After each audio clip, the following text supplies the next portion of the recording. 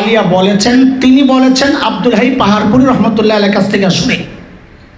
তাহলে মূল বক্তা আব্দুল হাই পাহাড়পুরি, তার থেকে বয়ান করেছেন আব্দুল মালিক হাফিজাহুল্লাহ, তার থেকে আমি বয়ান করতেছি। হযরত বলেছেন এলেম যদি পাইতে চাও, এলেম আসার মাধ্যম হলো চারটা। কয় মাধ্যম বলো তো? জবান একটা মাধ্যম, আমরা পড়ে পড়ে এলেম অর্জন করি।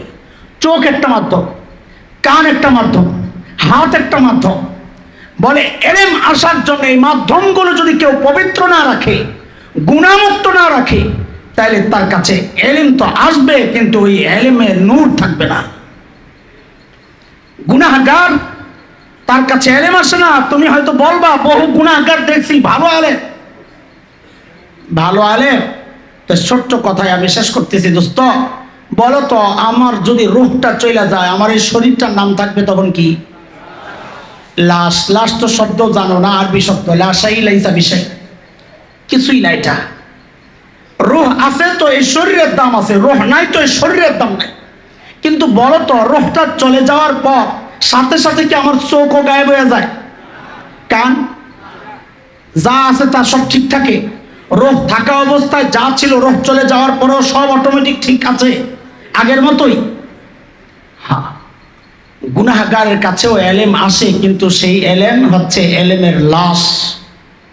কি আসে? এলেমের লাশ, আর ভেতরে নাই কিচ্ছু। বলে আছে কি নাই, লাশ না নূর বলা, এলেম বুঝবো কেমনে? বলে এলেম হচ্ছে আলো।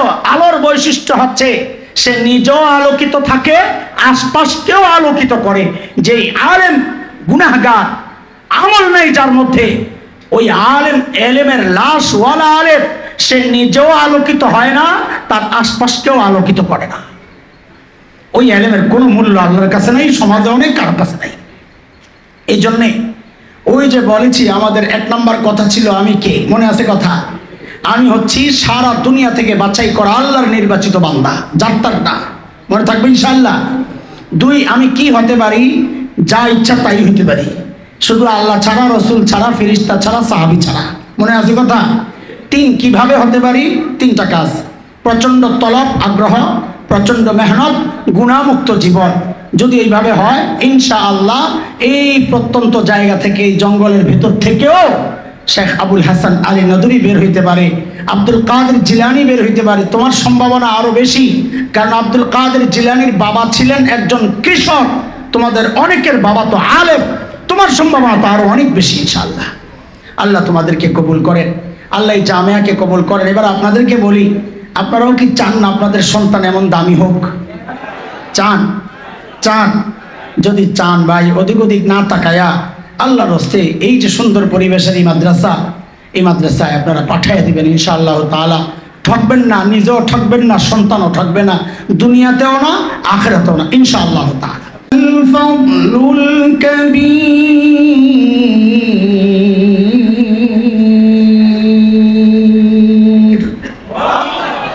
آمنت بالله صدق الله العلي العظيم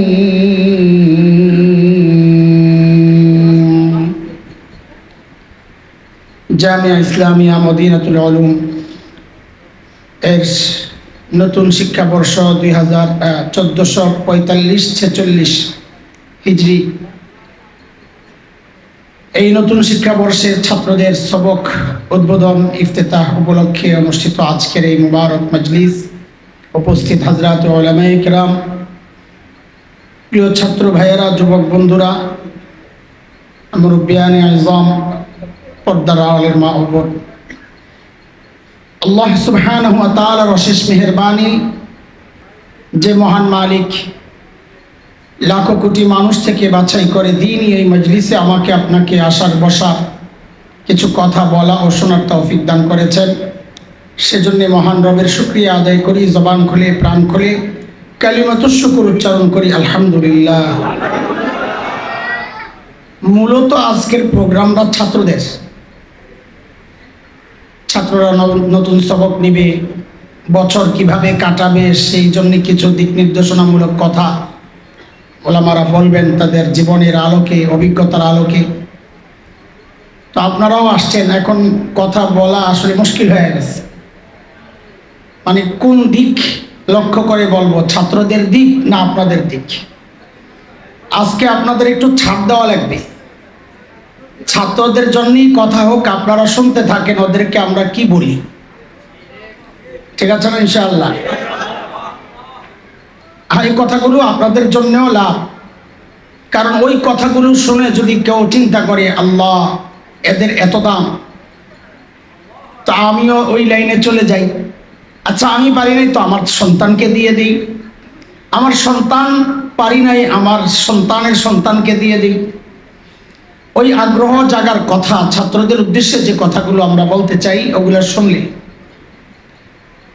আমার ভাই, আমার সন্তানরা, আমি ছোট্ট করে 3টা কথা বলতে চাই তোমাদেরকে আজকের এই বছরের শুরু। একদম মুখস্থ করে নিবা। কয় কথা? 1 নম্বর, আমি কে? বলেন 1 নম্বর। 2, আমি কি হতে পারি? 3, কিভাবে হতে পারি? এই 3টা কথাই আজকে আমার কথা। বলেন 1 নম্বর কথা, 2 কি হতে পারে, 3 নম্বর। এখন আপনাদেরকে বলি, ওদেরকে যখন বলবো আমরা কে, তো ওর দ্বারা তার থেকে আপনাদের একটু আগ্রহ যদি জন্মে যে আসলে আমাকেও এমন কিছু হওয়ার সুযোগ ছিল, হওয়া দরকার, ওইটাই আমাদের সফলতা। আমি কে? নিজের পরিচয় না জানার কারণে অনেক ছাত্র মাদ্রাসায় পড়ে কিন্তু হীনমন্যতায় ভোগে। আহারে আমার বাপ আমারে মাদ্রাসায় পাঠায়। বরং আমরা যদি আমাদের নিজেদের পরিচয় জানি যে আমি কে, তো দুনিয়ার মধ্যে এর চেয়ে বড় নিয়ামত আর কেউ পায় নাই, আমি পেয়েছি, এই উপলব্ধি আমার চলে আসবে। এই উপলব্ধি কেন আসে না? কারণ আমি জানি না আমি কে, আমি চিনি না নিজেকে। একজনের ছোট্ট একটা উদাহরণ দিয়ে আমি, ধরো তোমাদের কাছে একটা হীরার টুকরা আছে, এত বড় হীরার টুকরা, বুঝো? আমার এই যে হাত দেখাইতেছি এই সাইজের একটা হীরার টুকরা কয় হাজার টাকা হইব?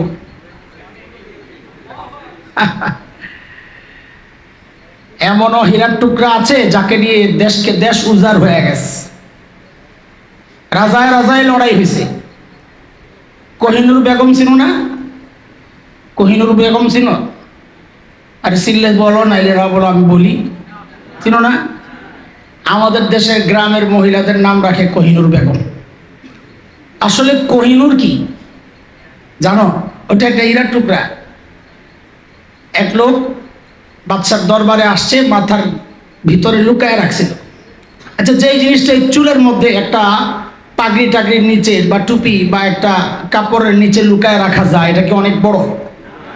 ছোট কিছুই হবে। তো কিভাবে জানি মাথার ওই জিনিসটা সরে গেছে। তখন ওই হীরার আলোটা যখন ছড়ায় গেছে, তো যেই বাদশা তার সামনে এটা ঘটছে, ওই বাদশা দেখে অবাক হয়ে বলে কোহিনুর, ফার্সি শব্দ, কুহ পাহাড়, নূর আলো। ওই ছোট্ট পাথর, ওটার আলো দেখে তিনি বলেছিলেন কোহিনুর, আলোর পাহাড়। এত আলো ছড়ায় গেছে ছোট্ট পাথরের। যদিও এখন কালা বেডি নাম রাখে কোহিনুর। হ্যাঁ, বেগম, এটা তো একসময় মোগলদের বউদেরকে বলা হয়তো বেগম, যার কোনো গম নাই, পেরেশানি নাই, টেনশন ফ্রি মানুষ। এখন খাইতে পায় না, জামাইয়ের পিঠা খায়, শাশুড়ির গুতা খায়, পোলায় শোনে না কথা, সব যত অশান্তির বেডির নাম হইল বেগম। সব উলট পালট অবস্থা। ঠিক আছে, এখন এত দামি একটা হীরার টুকরা তুমি মালিক। ছাত্রদেরকে বলছি, বলো কোথাও সফরে যাওয়া দরকার, সেই সফরে যাওয়ার সময় তুমি ওই হীরার টুকরাটা কারো কাছে আমানত রেখে যেতে চাও। এখন তুমি বলো কার কাছে রাখবা? এমন কাউকে খুঁজবা যে যার চরিত্র হচ্ছে মেরে দেয়। কথা বল। এমন কারো কাছে রাখবা যার চরিত্র হচ্ছে মেরে দেওয়া, কিছু আমানত রাখলে অস্বীকার করে, এমন কারো কাছে রাখবা? এমন কারো কাছে রাখবা যে মাঝে মাঝে মারে, মাঝে মাঝে ছাড়ে। কাকে খুঁজবা? সবচাইতে বিশ্বস্ত মানুষটা কি খুঁজবা? একটু সন্দেহ হইলে তুমি বলবা আমার সফর মুলতবি, সফর বাদ, কিন্তু আমি আমার এই দামি জিনিস অযোগ্য কারো কাছে, অবিশ্বস্ত কারো কাছে দিব না। এমন তো হওয়ার কথা নাকি ভাই?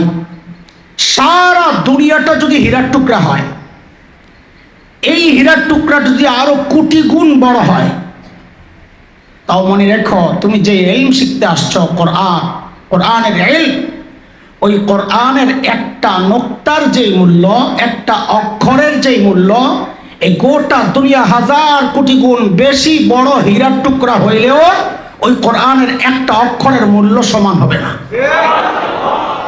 কেন? কারণটা কি?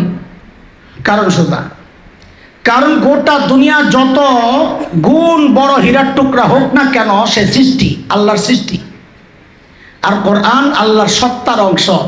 একটা হচ্ছে একটা সম্পর্ক খালেকের সাথে, আরেকটা সম্পর্ক মাখলুকের সাথে।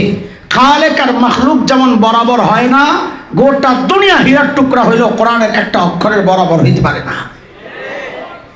তাইলে এবার বুঝো, সামান্য একটা হীরার টুকরা তুমি কারো কাছে আমানত রাখার ক্ষেত্রে বিশ্বস্ত লোক চিন্তা করো, তো আল্লাহ তাআলাও এই কোরআনের আমানত রাখার জন্য সারা দুনিয়া থেকে বিশ্বস্ত লোক খুঁজে খুঁজে খুঁজে খুঁজে এনে তারপরে মাদ্রাসায় ঢুকাইছেন। যাকে তাকে মাদ্রাসায় আনেন নাই আল্লাহ তাআলা। এটা আমার কথা না, এটা আল্লাহ নিজে বলেছেন। আল্লাহ কি বলতেছেন? ثم أورثنا الكتاب الذين اصطفينا من عبادنا فمنهم ظالم لنفسه ومنهم مقتصد ومنهم سابق بالخيرات بإذن الله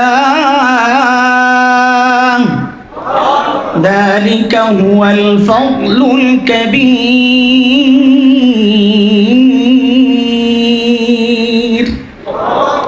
আল্লাহ বলেন, আমার কিতাবের আমানত রাখার জন্য আমি আমার বান্দাদের মধ্যে থেকে কাউকে কাউকে নির্বাচন করে আলাদা করেছি। ইস্তফাইনা, তোমরা আলেমরা তো ভালো বুঝবা একটু। ইস্তফাইনা এক দামি শব্দ আল্লাহর, আমি নির্বাচন করে আলাদা করেছি। এই শব্দ আল্লাহ আরো দুই জায়গায় ব্যবহার করেছেন। কাদের সম্পর্কে? ফিরিস্তাদের মধ্য থেকে যাদেরকে দূত বানাইতে আল্লাহ নির্বাচন করেছেন তাদের সম্পর্কে, রসুল ফিরিস্তা।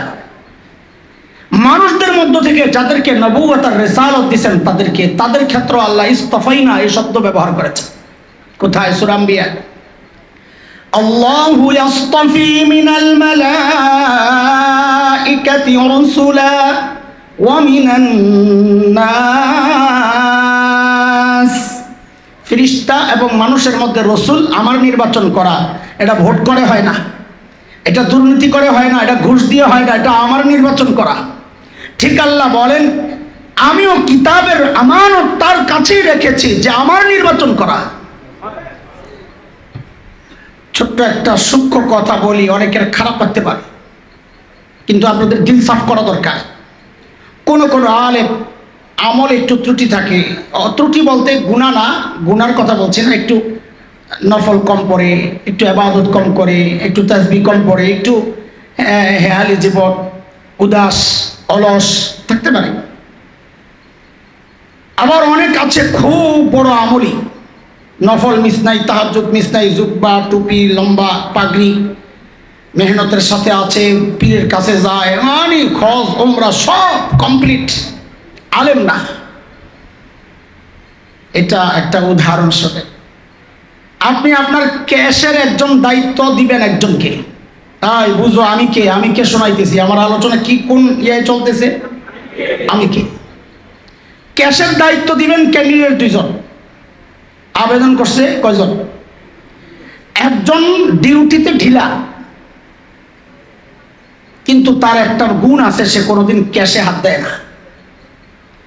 আরেকজন ডিউটিতে পাকা, আগে আগে আসে পরে যায়, তার একটু সমস্যা, মাঝে মধ্যে ক্যাশে হাত দেয়। বলেন দায়িত্ব যদি আপনি পান তো চাকরি কারে দিবেন? ডিউটিতে ঢিলা যে তাকে, না ডিউটি করা কিন্তু ক্যাশে হাত দেয় তারে? ডিলারে দিবেন। মাশাআল্লাহ, তো জবাব সহি।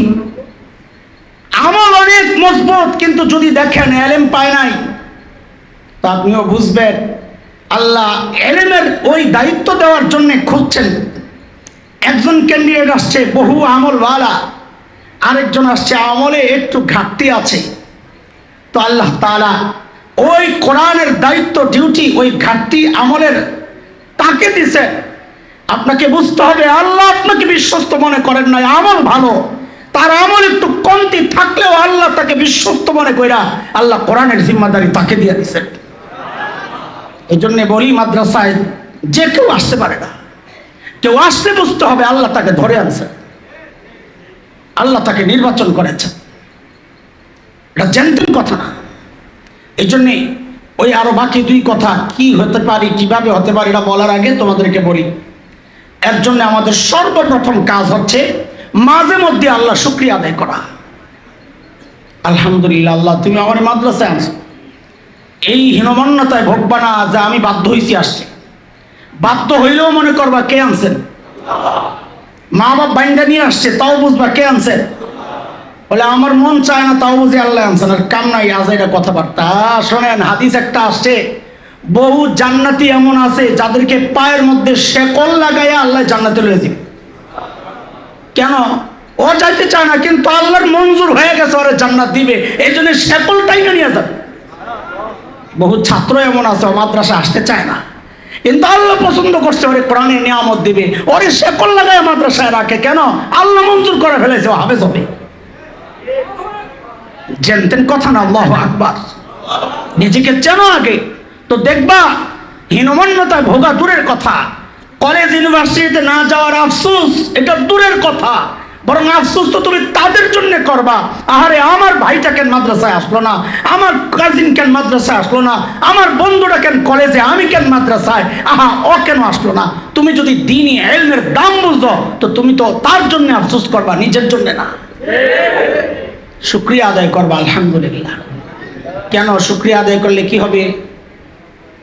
বলো বলো বলো, আজকে একটা কথা বলি, একটা সূক্ষ্ম কথা। বলো না, তাড়াতাড়ি বলো। কিসের শুকরিয়া আদায় করলে? মানে আল্লাহ, তো আল্লাহ শুকরিয়া আদায় করেন কোন নিয়ামতের? এলেমের। বলো, এলেমের শুকরিয়া আদায় করলে আল্লাহ কি বাড়াইয়া দিবেন? এটাই হলো ভুল চিন্তা। এই জন্য বাইর করতে চাইতেছি কথা, যেটা বলো এলেমের শুকরিয়া আদায় করলে আল্লাহ কি দিবেন বাড়াইয়া? এলেম কি বাড়াইয়া দিবেন? হ্যাঁ, আল্লাহ কি বলেছেন ওটা খেয়াল কর। আল্লাহ বলেন লাইন শাকারতুম লাযীদান্নাকুম ওয়া লাইন কাফারতুম ইন্না আযাবী লাশাদীদ।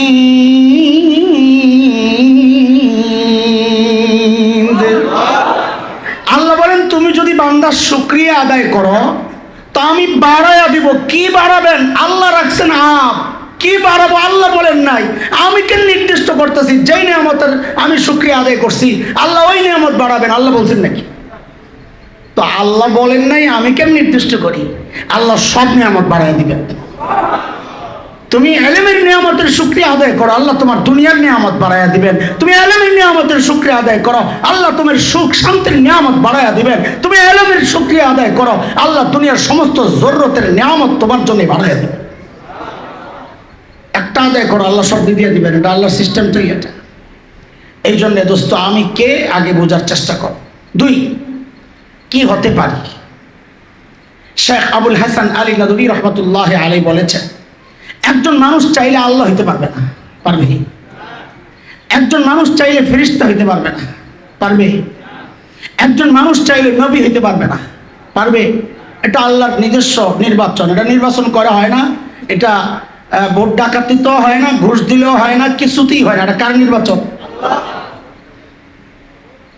একজন মানুষ চাইলে সাহাবী হইতে পারে না, কারণ সাহাবীর জন্য ইমানের সাথে নবীকে দেখা সোহবত শর্ত। এছাড়া একজন মানুষ যদি চায় সে সব হইতে পারে, কোনো রাস্তা বন্ধ হয় নাই। এমনকি চাইলে সে তাবিঈও হইতে পারে। কেমন কেমন লাগতেছে তোমাদের আমি জানি। আগে বলো তো তাবিঈ কাকে বলে? শাবাশ, এটাই ভুল চিন্তা। আমরা সাহাবীর সংজ্ঞার সাথে সাথে তাবিঈর সংজ্ঞাও এটা বানিয়ে নিছি। সাহাবী কাকে বলে? যারা ইমানের সাথে নবী দেখছেন, ওই ইমান সহ মারা গেছেন। তালে তালে সবাই এটা বলে ফেলে। তাবিঈ কাকে বলে? যারা ইমান সহ সাহাবী দেখছেন। সাহাবীর মধ্যে ওলামায়ে কেরাম যারা যুবক আছে, মুরব্বীরা তো জানেন এগুলা, যুবকরা শুনো, সাহাবীর মধ্যে সোহবত শর্ত, দেখা সাক্ষাৎ শর্ত। তাবিঈর মধ্যে তাবা শর্ত, সোহবত শর্ত না। এই জমানায়ও যদি কেউ সাহাবীর তাবে হয়, সেও তাবিঈ। কার কথা এটা? কোরআনের কথা। সূরা তাওবা 100 নম্বর আয়াত খুলে দেখো। আল্লাহ বলে, والسابقون الأولون من المهاجرين والأنصار والذين اتبعوهم بإحسان। আল্লাহ বলেন, যারা সাহাবী, কিয়ামত পর্যন্ত যারা সাহাবীর অনুসরণ করবে সবাই তাবিঈ। সমস্ত তাবিঈর জন্য আল্লাহ বলেন আমি তাদের উপর সন্তুষ্ট, যেমন সাহাবীদের উপর সন্তুষ্ট। এই জন্য একজন মানুষ চাইলে তাবিঈ হইতে পারে, একজন মানুষ চাইলে আব্দুল কাদের জিলানীকে ছাড়াইয়া যেতে পারে, একজন মানুষ চাইলে ইমামে আবু হানিফাকে ছাড়াইয়া যেতে পারে, রাস্তা বন্ধ হয় নাই। একজন মানুষ চাইলে আল্লামা আহমদ শফী রহমতুল্লাহ আলাইহিকে ছাড়াইয়া যেতে পারে, রাস্তা বন্ধ হয় নাই। একজন মানুষ চাইলে হালের আল্লামা মামুনুল হক ভাইকেও আগে যেতে পারে, রাস্তা বন্ধ হয় নাই। চাইলে তুমি সব হইতে পারো, কিন্তু কিভাবে হইতে পারো এটা হচ্ছে আলোচনার মূল পয়েন্ট। তো বলেন তাড়াতাড়ি, কিভাবে হইতে পারো? আগ্রহ জাগছে এখন? কিভাবে হইতে পারি? জাগছে? 3টা কাজ বলো। কয় কাজ? সবাই বলো, মনে থাকবে ইনশাআল্লাহ। এই 3টা কাজ যদি করো তো ইনশাআল্লাহ ইনশাআল্লাহ তুমি যা চাইবা তাই হইতে পারবা। 1 নাম্বার, বলো তো আমাদের মাদ্রাসার ছাত্রদেরকে কি বলে? তালেবুল ইলম মানে কি? তো তোমার ছাত্র কেন বলে না? ছাত্রের আরবি কি? তাই বলে রে পোলাবেন কথা কয় না, মুরগি বানাবো। ছাত্রের আরবি কি? এটা তানবিন দেওয়া লাগবে নাকি বেটা? এরাব লাগান লাগে, আমেল না থাকলে এরাব লাগান লাগে। তিলমিজ বলো, ছাত্রের আরবি কি? পাইকারি এরাব লাগাই দেয় তিলমিজ। তো আমাদেরকে তিলমিজ না বলে তালিবুল ইলম কেন বলে?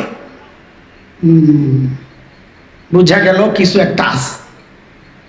মাদ্রাসার ছাত্র তালিবুল ইলম মানে যার মধ্যে তলব থাকবে, তলব, প্রচন্ড আগ্রহ, আমার শিখতে হবে।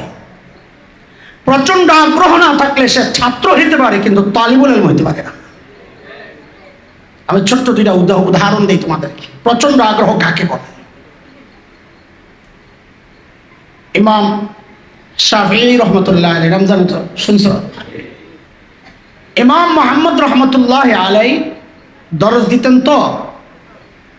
তো পাশের এলাকা থেকে এক দল আসছে, হযরত আমাদের এলাকায় এসে একটু পড়ান না।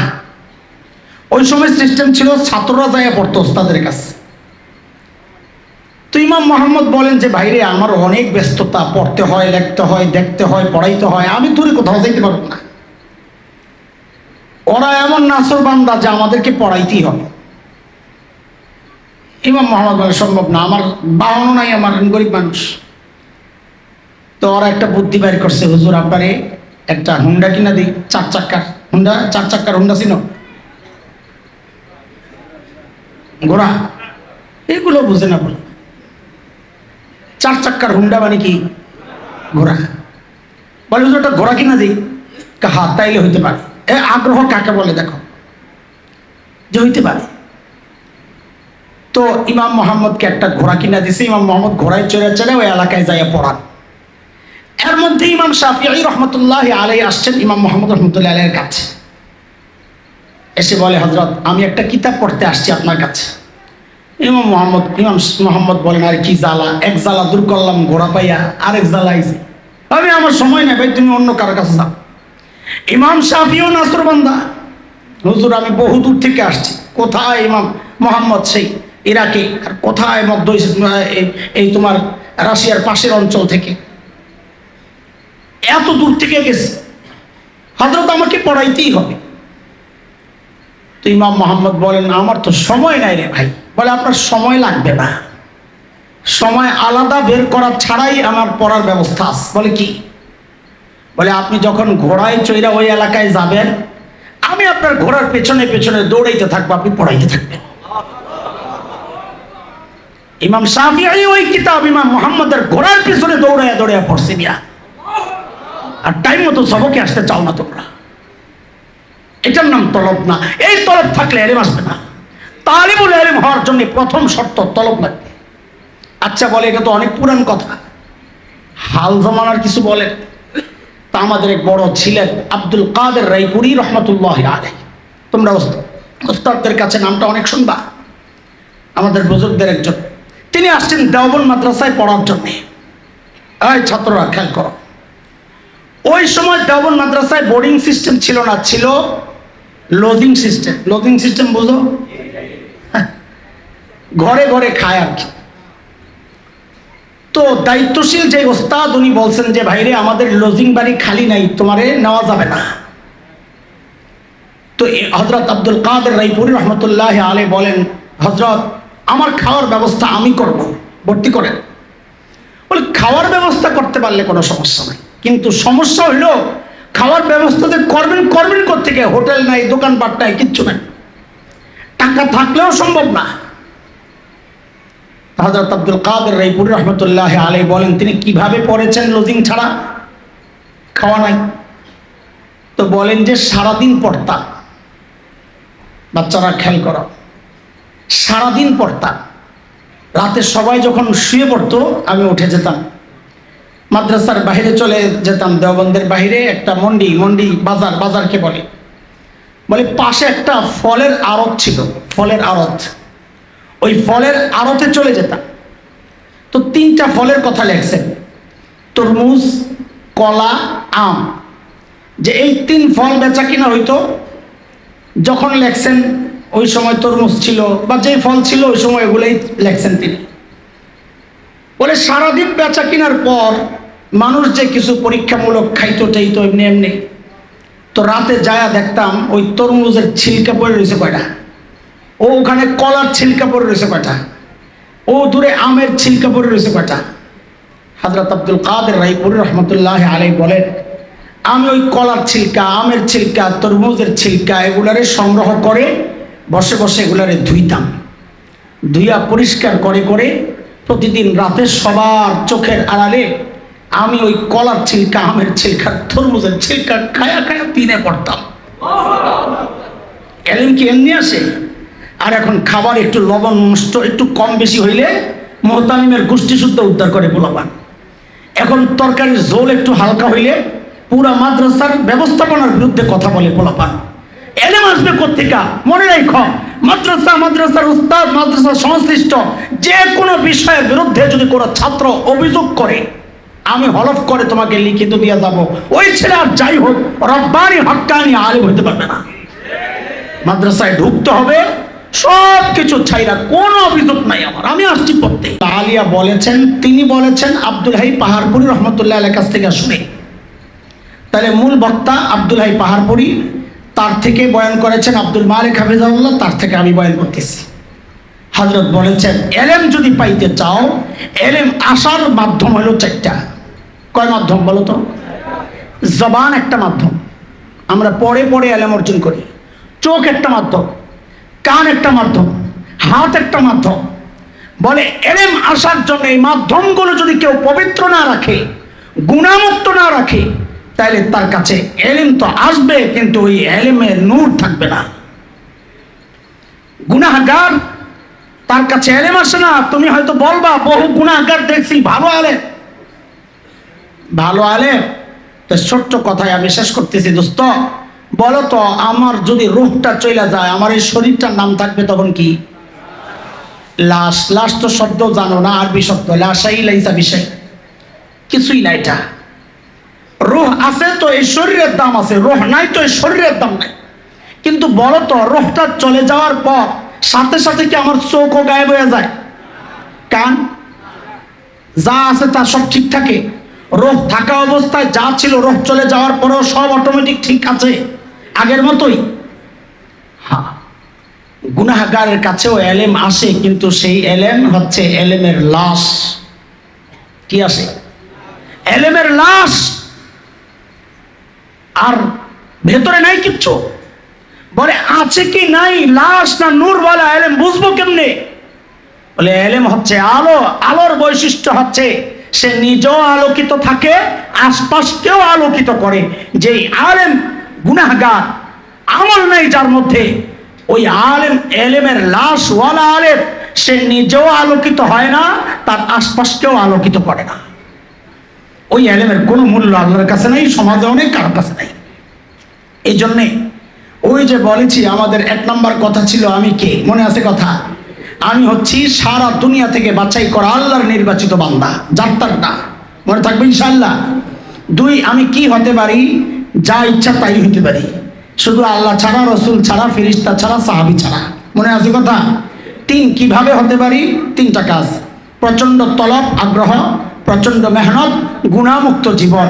যদি এইভাবে হয় ইনশাআল্লাহ, এই প্রত্যন্ত জায়গা থেকে, এই জঙ্গলের ভেতর থেকেও শেখ আবুল হাসান আলী নদভী বের হইতে পারে, আব্দুল কাদের জিলানী বের হইতে পারে। তোমার সম্ভাবনা আরো বেশি, কারণ আব্দুল কাদের জিলানীর বাবা ছিলেন একজন কৃষক, তোমাদের অনেকের বাবা তো আলেম, তোমার সম্ভাবনা তো আরো অনেক বেশি ইনশাআল্লাহ। আল্লাহ তোমাদেরকে কবুল করেন, আল্লাহ এই জামিয়াকে কবুল করেন। এবার আপনাদেরকে বলি, আপনারাও কি চান না আপনাদের সন্তান এমন দামি হোক? চান? চান? যদি চান ভাই, ওদিক ওদিক না তাকায়া আল্লাহর হস্তে এই যে সুন্দর পরিবেশের এই মাদ্রাসা, এই মাদ্রাসায় আপনারা পাঠিয়ে দিবেন ইনশাআল্লাহ তাআলা। ঠকবেন না, নিজেও ঠকবেন না, সন্তানও ঠকবে না, দুনিয়াতেও না, আখিরাতেও না ইনশাআল্লাহ তাআলা। আল্লাহ কবুল করেন, আমিন। ওয়া আখিরু দাওয়ানা আলহামদুলিল্লাহি রাব্বিল আলামিন। সুবহানাল্লাহি বিহামদি, সুবহানাকাল্লাহুম্মা বিহামদিক, আশহাদু আল্লা ইলাহা ইল্লা আনতা আস্তাগফিরুকা ওয়া আতুবু ইলাইক।